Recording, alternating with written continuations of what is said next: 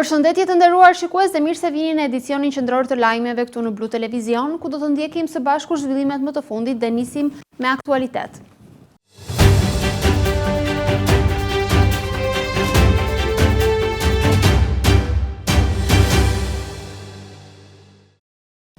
Është tensionuar sërish situata këtë të martë në hyrje të kantierit të aeroportit të Vlorës, ku kamion të kompanisë A2 Group kanë blokuar portën kryesore, duke penguar kështu hyrjen e nën kontraktorëve të kompanisë Mapco. Siç mësohet, bllokimi me qëllim mos lejimin e vijimit të punimeve nga grupet e kontraktuara prej Mapcos. Është tensionuar sërish situata në hyrje të kantierit të aeroportit të Vlorës mëngjesin e kësaj të martë, ku kamion të kompanisë të A2 Group kanë bllokuar portën kryesore, duke penguar hyrjen e nën kontraktorëve të kompanisë Mapco. Siç mësohet, qëllimi ka qenë mos lejimi i vijimit të punimeve nga grupet e kontraktuara prej Mapcos. Kujt janë këta kamionet që kemi në mbaskrave? Kujt janë këto kamionet? Janë dy kamionet këtu mbrapa që kanë bllokuar. Po, të cilës kompani? Merret një vendim. Të cilës kompania më le vendimin? Global Security. Jo, këto dy kamionet, më kthe përgjigje, ti je Global Security. Më kthe këto dy kamionet që janë këtu. Filmoj pak këto dy kamionet. Ku janë? Çfarë kompanie janë këta? Janë të Vias apo janë të A2 Grupit? Janë të A2 Grupit. Se dy kamionet të A2 Grupit, që nuk është Via, kanë bllokuar hyrjen e kantierit. Më shpjegon dot Janë qëmgjes tonë kemi ardhur te siguria. Po pra, je qëmgjes, merr masa, të lutem, një sekond. Merr masa, largo dy kamiona fillimisht, pastaj diskutoj. Merr masa, largo dy kamiona të Kush pra? Nëse vini gjithë prezantorin dhe asi nuk e sjell zotë. Se kanë lënë tabelat. Jo, e di unë. Vetëm ai gjë që mund zgjidhni ju është që këtu janë dy kamiona të A2 Grupit, janë me logo të A2 Grupit që kanë bllokuar hyrjen e kantierit. Nuk janë të Vias ta kamionat. Ju keni kontratë me Via. Të lutem hiq kamionat. Në momentet e para të përplasjes, disa prej nën kontraktorëve të Mapcos kanë arritur të futen me forcë në ambientet e kantierit, por më pas hyrja është mbyllur sërish dhe aktualisht vijon të mbahet e bllokuar nga dy kamion të vendosur në portën kryesore. Situata mbetet e tensionuar ndërsa konflikti mes palëve vijon të ndikojë drejt për drejt në ecurinë e punimeve për aeroportin.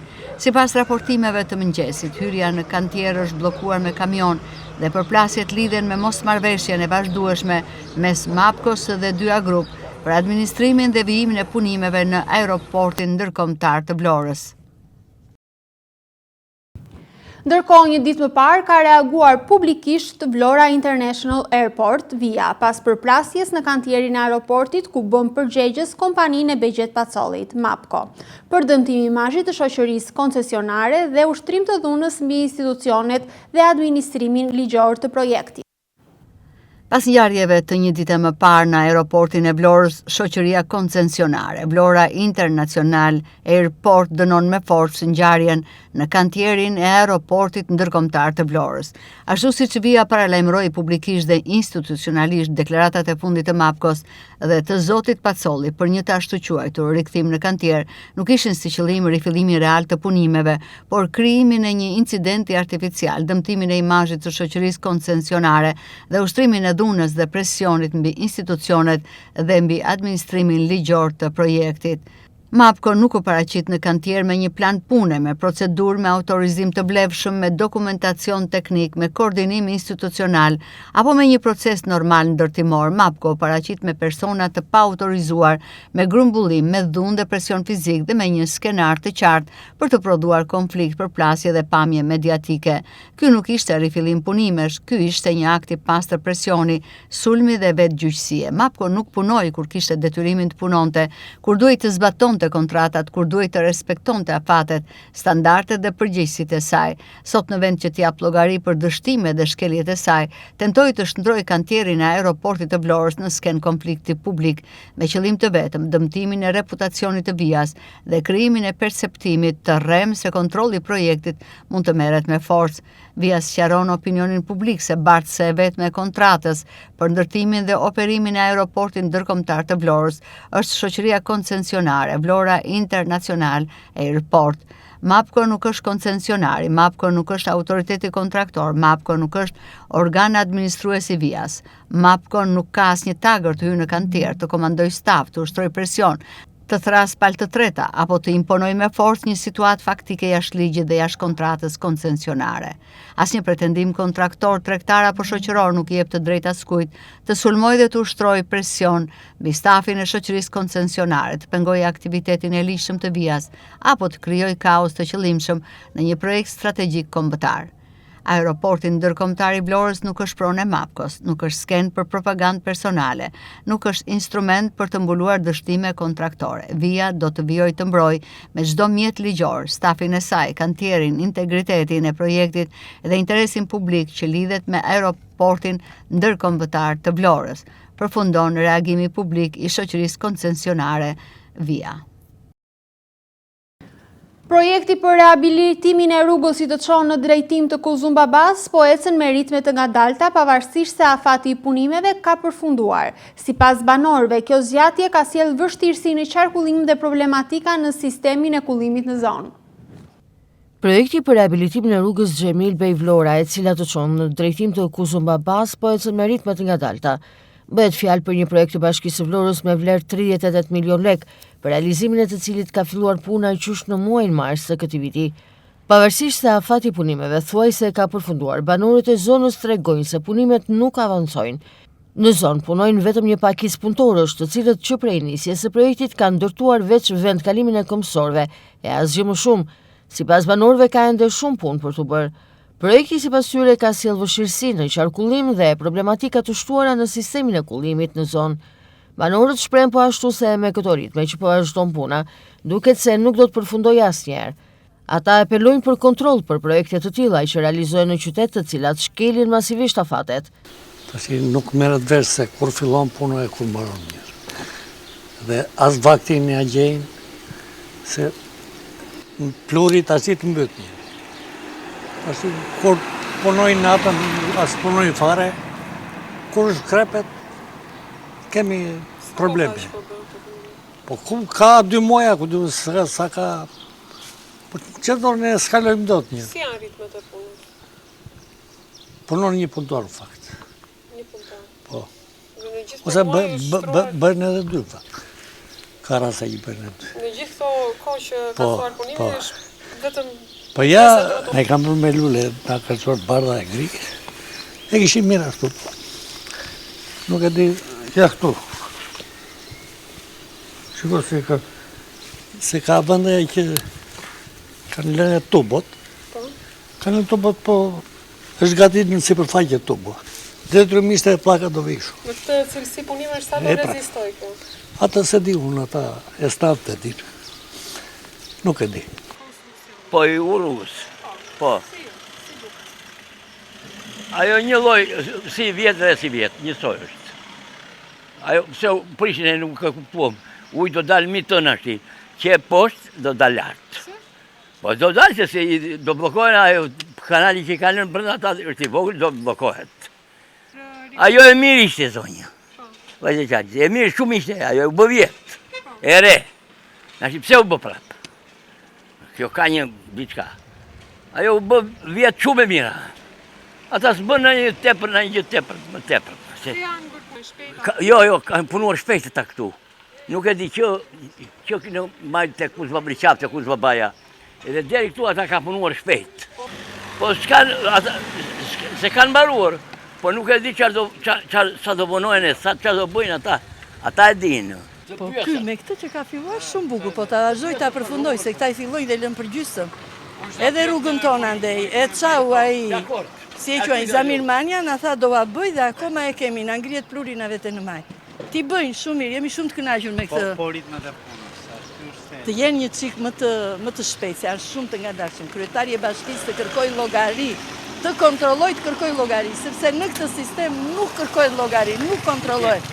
Nuk punojnë si duhet të gjithë.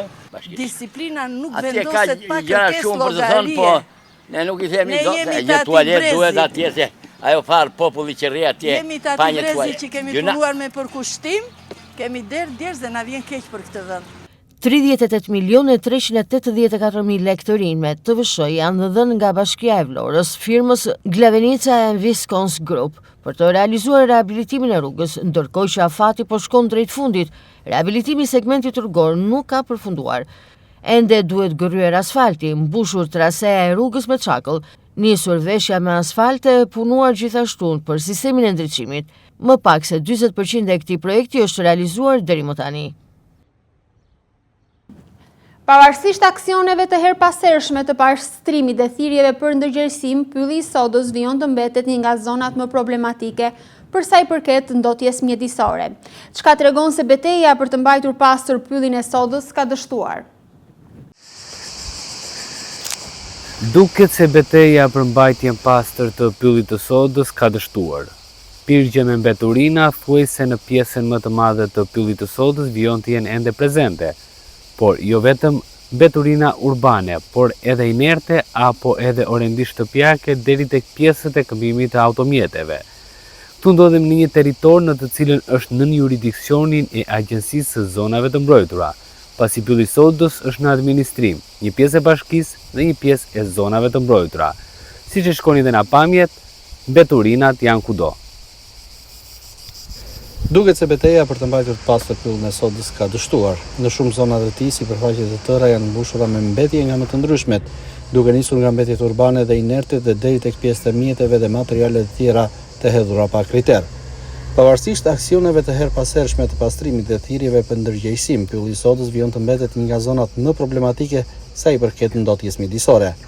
Në shumë pika të kësaj zone mbeturinat janë depozituar prej kohësh dhe vijojnë të shtohen, ndërsa mungesa e kontrollit dhe masave ndëshkuese ka bërë që situata të përkeqësohet vazhdimisht. Problematike mbeten si zonat që administrohen nga bashkia, por kryesisht ato që janë pjesë e zonave të mbrojtura. Hedhja e mbetjeve vijon të kryhet pas një kriter dhe pas shqetësimit më të vogël nga individët apo subjektet që i depozitojnë ato. Pamjet që të ofron sot pylli i sodës janë larg asaj që duhet jetë një hapësirë e rëndësishme natyrore dhe rekreative për qytetarët. Duket se institucionet përgjegjëse mbeten të pafuqishme për të reaguar në mënyrë efektive, edhe pse në disa raste janë ndërmarrë aksione sporadike për pastrimin e zonës. Këto ndërhyrje nuk kanë sjellë ndryshime të qëndrueshme. Në fakt, realiteti në terren tregon krejt e kundërtën, pasi mbetjet vijojnë të jenë të pranishme në shumë pjesë të pyllit. Zona e pyllit të sodës konsiderohet si një nga hapësirat më të rëndësishme natyrore për qytetin e Vlorës, ndaj gjendja aktuale përbën një shqetësim serioz, jo vetëm për mjedisin, por edhe për shëndetin publik dhe imazhin e zonës. Pa një angazhim më të madh institucional, kontrole të vijueshme dhe ndërgjegjësim, rrezikohet që kjo pasuri natyrore të vijojë të degradohet edhe më tej. 1123 maturantë në Vlorë janë nënshtruar këtë të martë provimit të lëndëve me zgjedhje, testi të fundit të maturës shtetërore 2026. Janë përcaktuese për procesin e aplikimit dhe pranimit në universitetet publike dhe private. 1123 maturantë në Vlorë janë nështruar sot provimit të fundit të maturës shtetërore, atë të lëndës me zgjedhje, pasi kanë nështruar provimet në 3 lëndët e tjera, atë të gjuhës huajt, matematikës dhe të letërsisë. Tashmë maturantët japin dhe provimin e fundit për të drejtuar më pas për sezonin e ardhshëm edhe auditorëve të universiteteve. Ndërkohë në rang vendi janë gjithsej rreth 26.000 studentë, ndërsa për sa i përket zyrës vendore arsimore Vlorë Himar do të jenë edhe rreth 6 ambiente të cilat janë vetëm në qytetin e Vlorës, ndërkohë që provimi zgjat nga ora 10 deri në orën 12:30, pra 2 orë e 30 minuta për të gjithë ata maturantë të cilët nështrojnë sot provimit të fundit të maturës shtetërore. 1123 maturantë në Vlorë dhe rreth 26.000 në rang vendi zhvilluan këtë të martë provimin e fundit të maturës shtetërore, atë të lëndës me zgjedhje. Maturantët e Vlorës u nënshtruan këtë të martë provimit të fundit të maturës shtetërore, duke përmbyllur kështu të gjithë procesin e testimeve për vitin shkollor 2025-2026. Në total 1123 nxënës morën pjesë në provimin e lëndës me zgjedhje, i cili konsiderohet një nga etapat përfundimtare të rrugtimit të tyre në arsimin parauniversitar. Qindra maturanti u drejtuan qendrave të testimit që në orët e para të mëngjesit, duke respektuar rregullat dhe procedurat e përcaktuara nga autoritetet arsimore. Provimi u zhvillua në kushte normale dhe në masat e sigurisë së parashikuara nga Ministria e Arsimit dhe Sportit. Ky testim përfaqëson hapin e fundit drejt mbylljes së një etape të rëndësishme arsimore dhe nisjes së një kapitulli të ri, atë të studimeve universitare. Me përfundimin e provimit të lëndës me zgjedhje mbyllet zyrtarisht cikli i provimeve të maturës shtetërore për vitin shkollor 2025-2026. Tashmë maturantët presin publikimin e rezultateve, të cilat do të përcaktojnë edhe hapat e tyre të mëtejshëm në procesin e aplikimit dhe pranimit në universitet. Në Gjirokastër, bimët medicinale dhe endemike tashmë janë mjaft të kërkuara nga turistët, kryesisht ata të huaj. Me shijen dhe aromën e veçantë, produktet tradicionale shqiptare po tërheqin interesin e vizitorëve. Në Gjirokastër, bimët medicinale dhe endemike tashmë janë mjaft të kërkuara nga turistët, kryesisht ata të huaj. Llojet e ndryshme të çajrave, levandrës, erza dhe produktet tradicionale shqiptare tërheqin interesimin e vizitorëve me shijen dhe aromën e veçantë. Në zemrën e pazarit karakteristik, Meti Qibini ka çelur një pikë me produkte bimore dhe medicinale, duke sjellë për turistët dhe vizitorët aromën e traditës nga zonat rurale të jugut. Bimët medicinale janë shumë të kërkuara, sidomos çaji e mali që është tradicionale e vendit, u rekomandojmë, edhe është dhe lavandra. Dhe lavandrën e rekomandoj edhe e kërkojnë edhe ka shumë kërkesa për vetëm për gjërat që janë të vendit. Ne jemi në kontakt me turistat, jemi dhe në kontakt me mbledhësit që mbledhin çajrat, edhe thjesht e kam pak të vështirë që i mbledhin në male në për këto, po prapë harim edhe e plotësojmë tregun që njerëzit tu kërkojnë edhe turistat që vinë. Kemi mjaftueshëm çajra mali, kurse ka mungesë. Sfida më e madhe mbetet sigurimi i bimëve medicinale, pasi numri i mbledhësve në përfshatra po vjen gjithnjë në ulje. Në këtë drejtim, kultivuesit kërkojnë mbështetjen nga shteti nëpërmjet akordimit të subvencioneve. Nëpërmjet këtyre lloj aktivitetesh mundësohet promovimi i produkteve tradicionale në tregun turistik, si pjesë e identitetit të zonës së Gjirokastrës.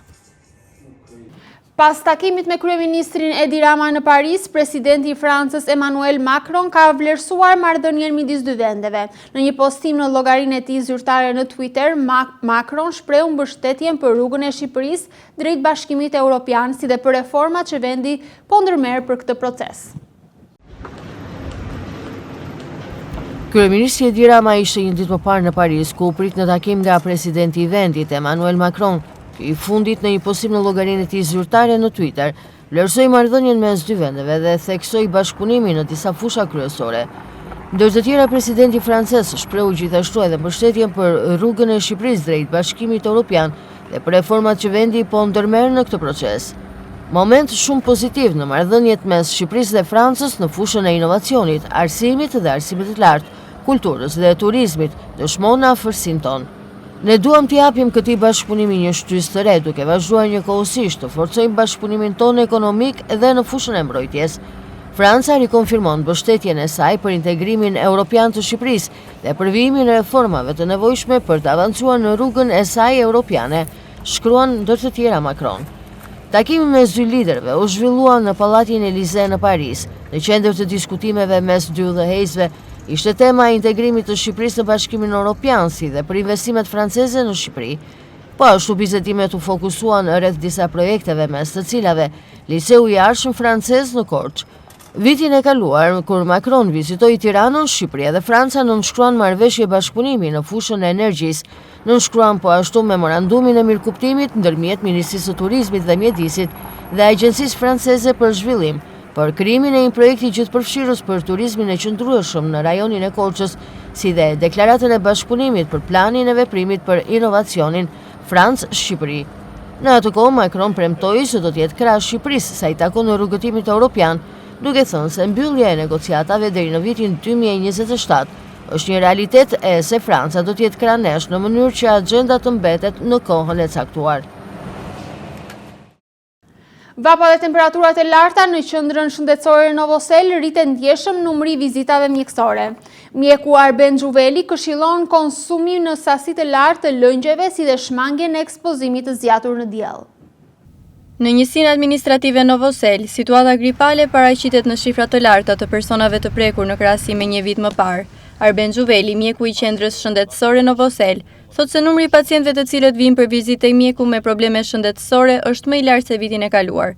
Në shtimin e problemeve shëndetësore, Xhuveli thotë se kanë ndikuar vapa dhe temperaturat e larta. Mjeku jep këshilla për pacientët, duke thënë të shmangin oraret e pikut dhe qëndrimin në diell për një kohë të gjatë.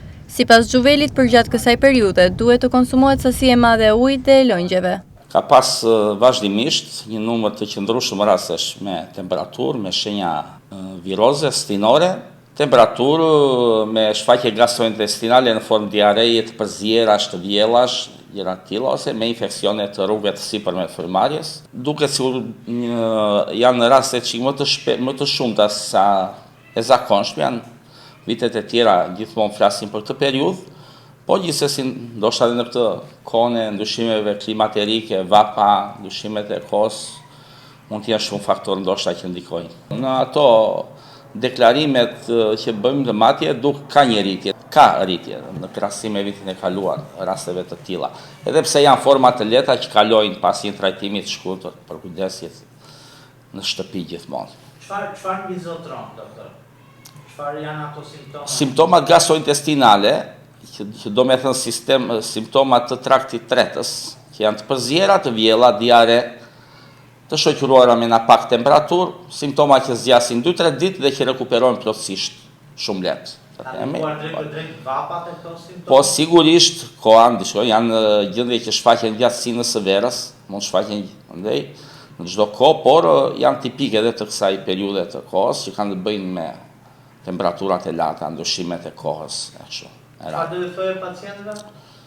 Çfarë këshilla e pacientëve? Këshillat kryesore e pacientëve janë përveç kësaj gjendje për cilën po flisim, këshilla kryesore sot është kujdesin nga të nxehtit. Jetojmë në një ditë shumë të nxehta, një nxehtë që zgjat gjatë ditës 24 orëshit, e cili detyrimisht shkakton dehidratime, lodhje, goditje nga dielli. Kështu që këshilla kryesore është të evitohet ekspozimi në diell, sidomos në orët më të nxehta, të përdoren sa më shumë lëngje, ushqime të mira, që duhet përfshin gjërat e stinës, frukta, perimet, po ujë, gjithsesi, sa më shumë ujë, për të ruajtur hidratimin e mirë. Sa i përket virozave, pastaj këshillat janë të zakonshme, një gjendje që shfaqet thjesht me një temperaturë, mund të kalohet shumë lehtë në kushte shtëpie pa simptoma. Nëse simptomat vazhdojnë dhe janë më rezistente dhe e lodhin pacientin, atëherë duhet kërkojnë ndihmën e mjekut për ta kaluar më lehtë akoma. Virozat e stinës kanë prekur më shumë pacient për shkak të vapës, ku ata të cilët mbizotorojnë më tepër janë grup mosha 16 deri në 45 vjeç, që janë frekuentuesit më të rregullt të plazheve edhe në oraret e pikut. Mediat italiane i bëjnë një honë Shqipërisë turistike, e cila sipas tyre po shfaqet gjithnjë më shumë si një nga destinacionet turistike më tërheqëse të mesdheut, fal natyrës së paprekur dhe kombinimit unik të detit, maleve dhe qyteteve historike. Shqipëria po shfaqet gjithnjë më shumë si një nga destinacionet turistike më të rejse të mesdheut, duke u cilësuar shpesh nga vizitorët si një vend që ngjan me Karaibet, fal ujrave të kristalta, natyrës së paprekur dhe kombinimit unik të detit, maleve dhe qyteteve historike, shkruan media italiane The Womb Travel. Vendi ofron një larmi të rrallë peisazhesh nga Alpet shqiptare në veri deri në Rivierën në jug, si dhe qytetet të trashëgimisë botërore të UNESCO-s dhe kryeqyteti i Tiranës, i cili po transformohet me ritme të shpejta. Sipas një përshkrimi turistik ndërkombëtar, Shqipëria nuk ofron vetëm plazhe si Ksamili, por një ndërthurje të qytetërimeve të lashta, arkitekturës osmane, natyrës e egër dhe historisë moderne të Ballkanit. Një destinacion gjithëpërfshirës, det, male dhe histori.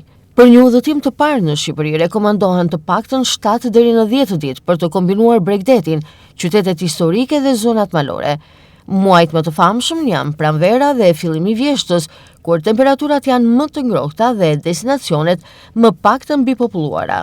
Në ver, Riviera shqiptare nga Vlora deri në Ksamil kthehet në një epicentër të turizmit, me ujëra të ngrohta dhe jetë të gjallë natë, ndërsa zonat malore ofrojnë klimën më të freskët dhe peisazhet alpine. Rivierat si Ksamili, Vlora dhe Saranda.